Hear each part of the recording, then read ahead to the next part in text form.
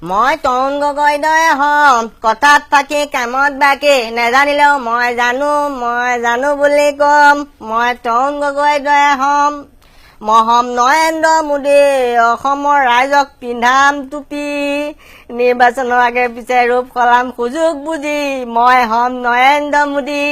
মই হম মন্ত্ৰী নীলমণি কথাম নকওঁ জুখি মাখি ৰাইজক খুৱাম আঢ়ৈটকীয়া ভাত আঙুলি গণি গণি মই হম মন্ত্ৰী নীলমণি মই হম চন্দন চৰকাৰ ধন থাকিলে সন্মানৰ কি দৰকাৰ গোলাবী নিশা ফোন দাঙি কম হুঁচিয়াৰ হুঁচিয়াৰ মই হম চন্দন চৰকাৰ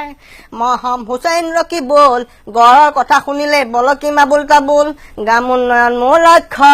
অন্য মোৰ প্ৰাপ্ত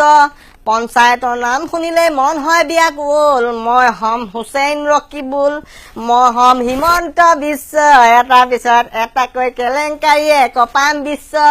যাকে তাকে কৰিম চেলেঞ্জ চবকে কৰি যাম মেনেজ কথাৰ প্ৰতি পলিটিক্স কৰি হৈ পৰিলো একেবাৰে নিশ্চয় মই হম হিমন্ত বিশ্ব কহয় মাধৱ দাসে মন্ত্ৰীয়ে আছে